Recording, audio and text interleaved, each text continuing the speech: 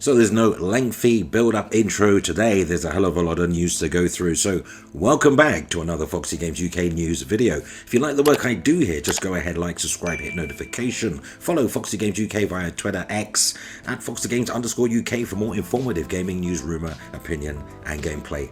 As usual, all applicable links are available in this video's description. So in our first news item, according to PlayStationUniverse.com, where I have sourced this information, PlayStation is under pressure to react following Microsoft's massive acquisition of Activision Blizzard King, according to a well-known analyst. So if you haven't heard, despite it being the top story across the industry for well over a year, Microsoft went and spent $69 billion to acquire Activision Blizzard King, and then spent probably a bit more than that over the course of the year and a half in legal fees to get the deal over the line. Now, since the beginning of the deal, one of the big questions has been around how PlayStation, yes, just how PlayStation will react.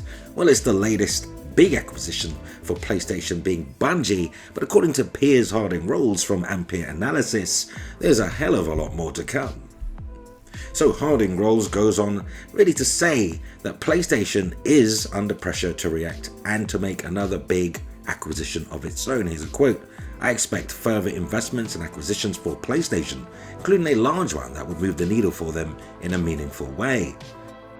Take-Two, even though it is highly unlikely, according to Carol Severin at Media Research. Severin points instead to Sony taking advantage of the wealth of content it has across other medium outside games. Namely, its TV and film stores, leveraging those alongside its games business could be the stronger way forward, ready for Sony to compete. Here's a quote: "It will be increasingly difficult to compete with Microsoft on games alone," said Severin. What a turnaround. Can you believe we're actually referring to Microsoft in this way? Now, the only response for Sony on the games only side would be buying something really big like Take-Two, the publisher of Grand Theft Auto, Red Dead Redemption, and the NBA 2K games as such, but that is unlikely. Wow. So, there's a lot of talk of Sony and Square Enix, but I don't know, why would Sony buy Square Enix? They're already getting exclusivity from Square Enix. To me, that would be a waste of money. Now, allegedly, the top 10 of the world's biggest publishers are Tencent Games, Sony Interactive Entertainment itself, then you've got Microsoft, you've got Activision Blizzard, and there's Electronic Arts that Sony could possibly eye up. You have Nintendo, obviously not for sale, there's Bandai Namco, there's Take-Two Interactive, which is highly improbable, there's Ubisoft, Square Enix, Konami, Sega, and Capcom. So yeah, they have quite a bit to choose from, but maybe Sony will go down the studio route, who knows. And if Sony are looking for studios as opposed to buying publishers outright, maybe look to Embracer, who are trying to offload studios because of a failed deal that has put the company in financial dire straits. So probably look to Embracer, maybe buy up the Tomb Raider franchise. I'm not saying it's just throwing out ideas, but it's interesting that, you know, there's this alleged panic stations at Sony over, oh, we've got to buy something, we've got to buy. I mean, there's no way Sony can pick up a publisher on the scale, let's be honest, of Activision Blizzard King. With that purchase, Microsoft in one fell swoop secured and really cemented like 3 pillars of gaming where it lacked. The mobile space. Call of Duty is now theirs. So now they can promote that. Hasn't been the case since the Xbox 360 days. And I say the third pillar is obviously revenue. They've got that Candy Crush game, you've got King. Tremendous revenue. So yeah, tremendous revenue to be made just from the King aspect. Obviously there's Call of Duty. Microsoft gets to promote Call of Duty now. It's their game. It's something that hasn't been the case since the Xbox 360 days. But everyone's asking questions. How is Xbox and the really leader of Microsoft, Phil Spencer, how's he going to strategically move forward with this deal in terms of PlayStation? Well, according to VideoGamesChronicle.com, straight off the back of an Xbox podcast that I actually watched from start to finish, where Phil Spencer was a guest and went into detail, Microsoft's head of gaming has discussed how the company plans to approach really utilizing Activision Blizzard's vast back catalogue of games. Xbox will take a respectful approach to revisiting amazing troves of Activision Blizzard franchises. Phil Spencer himself said he feels that they have to be a great custodian for the content. Interesting stuff indeed.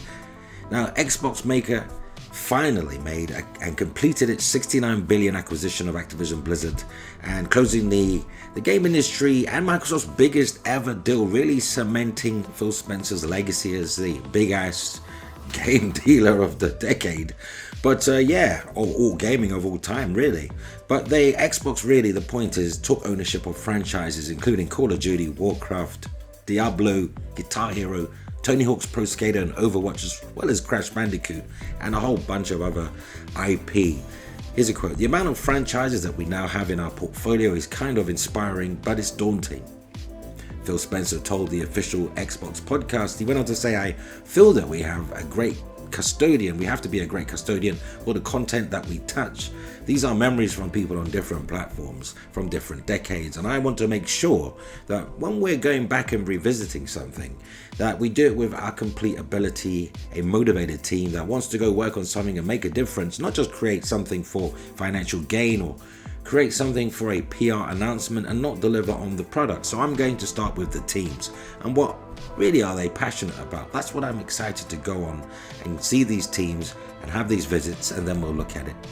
So Phil Spencer also said, I think for players who may not be playing on Xbox, they want to know, what does this mean for them on their platform? Like, is Xbox going to see exclusive DLC, early release, things like that? So what can you tell players who are looking to play Call of Duty on other And when we platforms? say other platforms, I think we're talking about PlayStation. Yeah, I think that other one. Yeah. Goal is 100% parity across all platforms. Like we have no goal of somehow trying to use Call of Duty to get you to buy an Xbox console.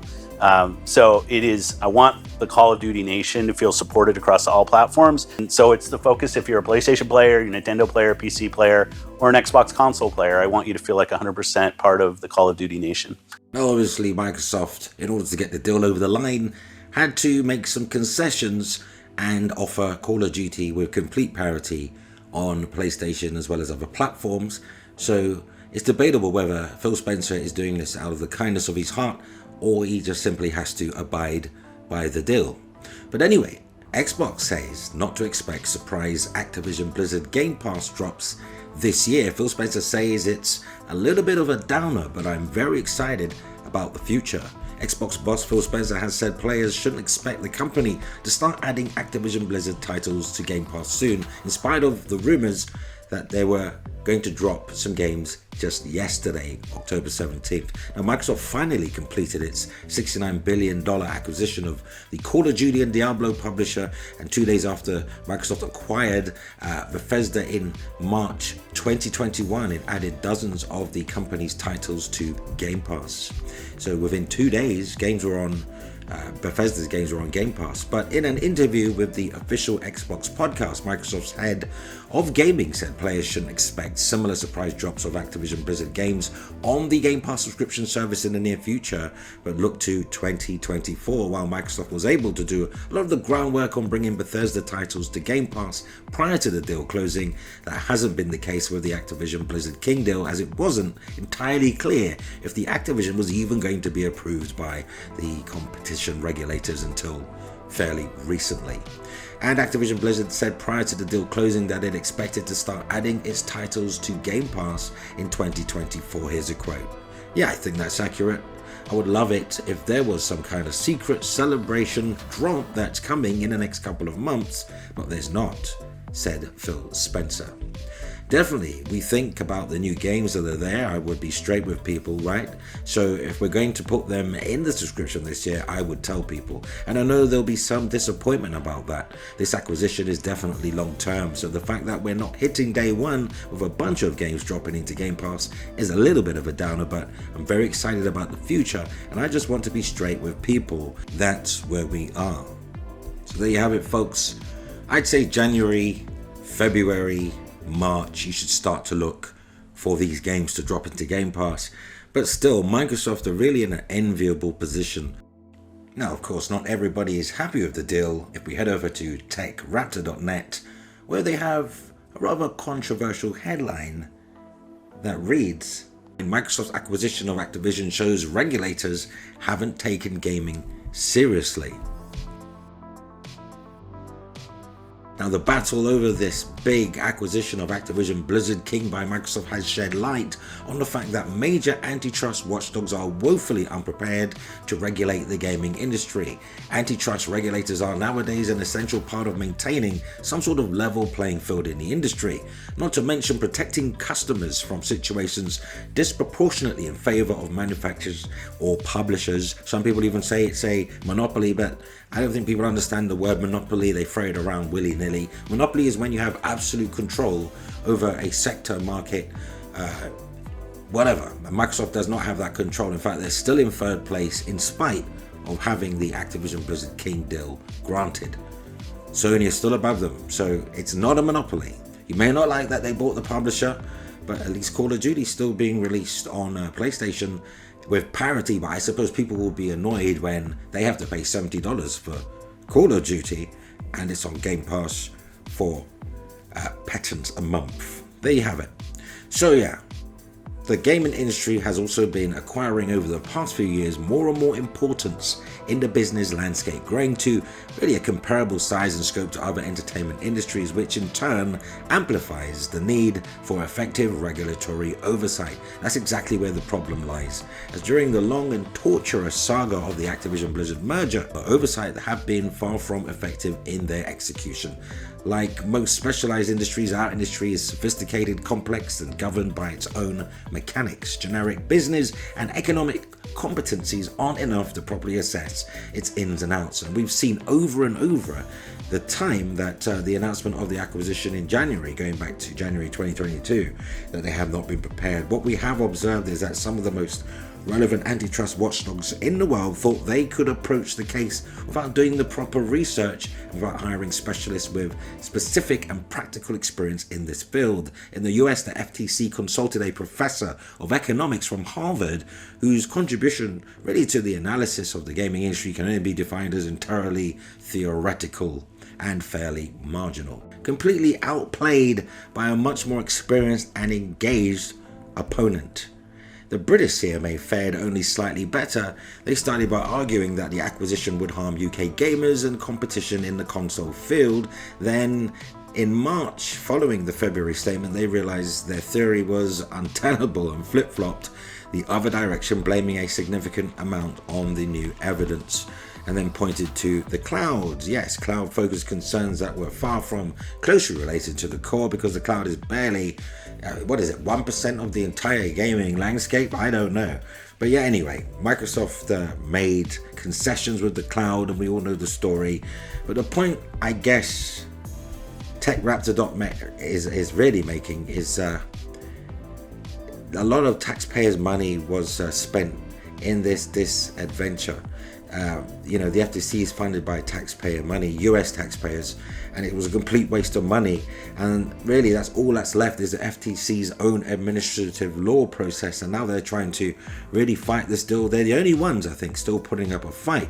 The American regulator has been fighting against the big tech in several, often losing cases, and isn't ready to wave the white flag just yet. That being said, having failed to block the acquisition, the watchdog has only one option left: trying to enforce a breakup of the companies, like spin-off Call of Duty. But not only that would that take a long time, but it'd really have to satisfy extremely high legal requirements, making the chances of success incredibly slim. And that's even more taxpayers' dollars down the drain for a very long Hail Mary.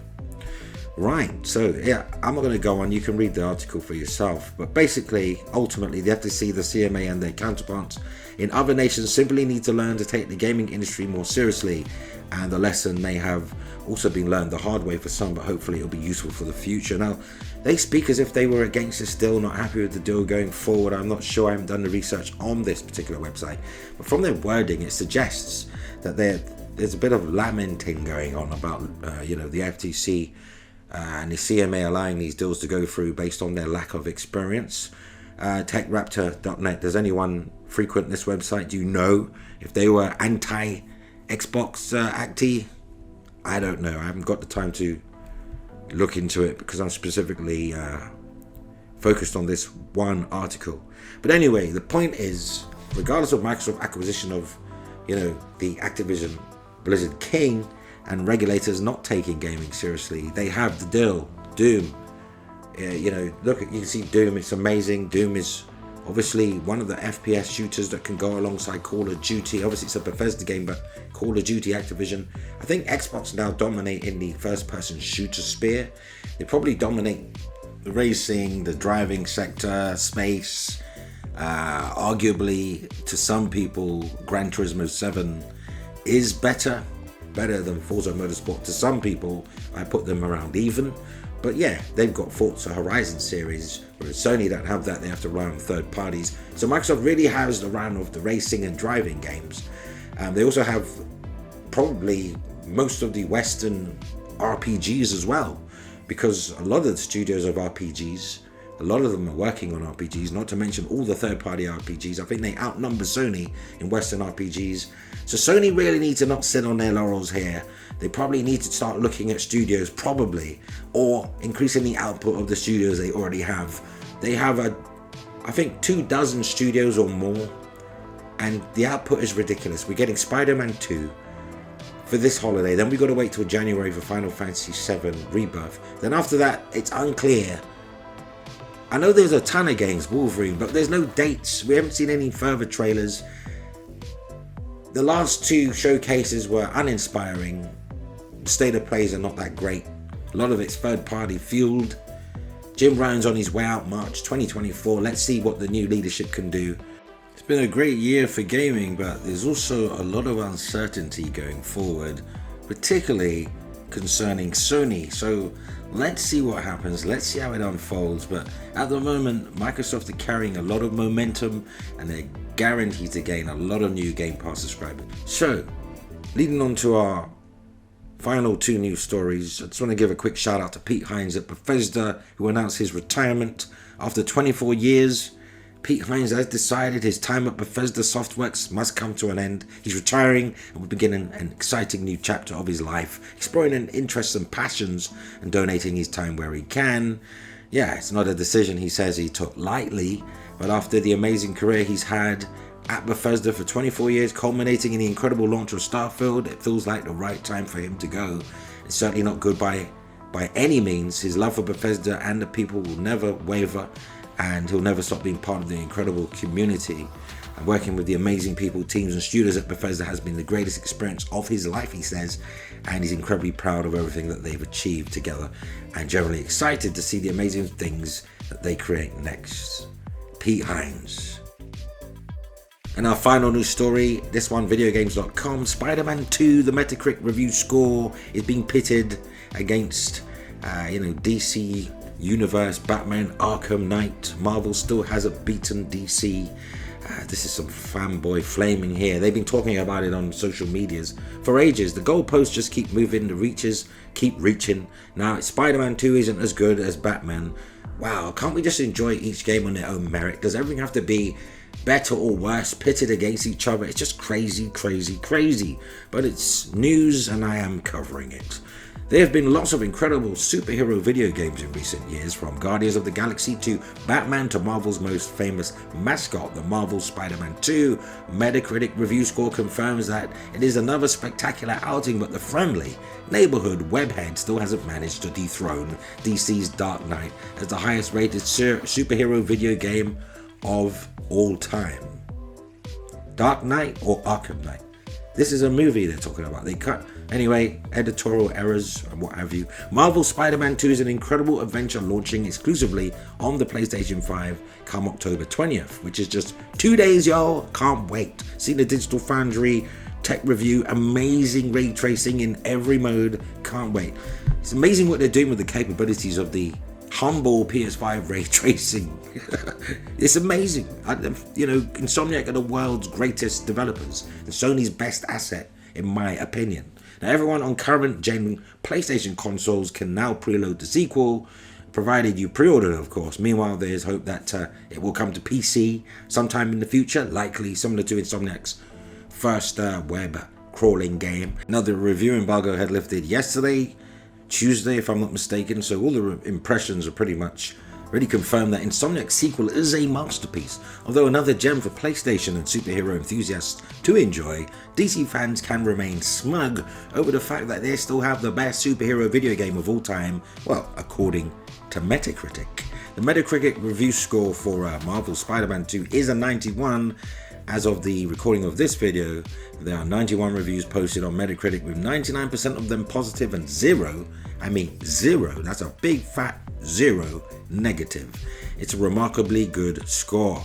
We all expected already the sequel to be amazing anyway because of how great the first game was, as well as because Insomniac is just amazing and have an incredible portfolio that consists of beloved experiences like Ratchet and Clank. Now, the Videogamer.com review for Marvel Spider-Man 2 gave the game a spectacular 10 out of 10. So we cannot accuse the site of, saying that it's not as good as the DC game. They're talking about what the fans are saying, and according to Metacritic, they're not in charge of Metacritic. If everyone gave it 10s, it would be a 100% game, wouldn't it? 100% on Metacritic. It would be beyond reproach. There's also plenty of admiration for the primary antagonist Venom, who's given a much better representation than in the Sam Raimi movie. However, despite the perfect score, it still isn't the highest rated superhero video game of all time on Metacritic. That honor belongs to the revolutionary Batman Arkham City, which sits at a really high, incredibly high score, overall aggregate score of 96 for PlayStation 3. And although it hasn't toppled Arkham City, Spider-Man 2 still sits comfortably to the top 5 superhero games of all time, even surpassing Insomniac's first Spider-Man game, which has an overall aggregate of 87, and it has even beaten arguably the underappreciated Batman Arkham Knight. Meanwhile, Batman again wins the superhero wars with 92 for Arkham Asylum. That's what I meant earlier when I said Arkham Knight. I actually meant Arkham Asylum. There's the slimmest chance that Spider-Man 2 could dethrone Batman when all reviews are in, but as of this video, the Cape Crusader is still standing tall. So Bruce Wayne, Peter Parker, let's all be friends, Spider-Man 2 becomes playable for PlayStation users on October 20th. It's not coming to PS4 and is strictly exclusive to PS5 to take advantage of the power of Sony's current gen system. There you go. Friday, everybody. Friday. Everyone's calling in sick. That's the day. I feel a bit chesty right now, actually. No, I'll be making a video on Friday here. Don't worry. Hopefully it will have, if my box copy arrives early in the morning, UK time, then I'll be able to include some of that footage. No spoilers, but just some of that footage in the video. Though, what say you? Let's continue the discussion causally in the comments, as that brings us to the end of the video. Just like, subscribe, hit notification bell, comment regularly on videos. You can help Foxy Games UK reach more gamers, so feel free to share the video. You may also wish to consider supporting Foxy Games UK via Patreon because, well, we're like family now, link in the description. But that concludes our time together today. Until next time, consumers first, play games, not corporations.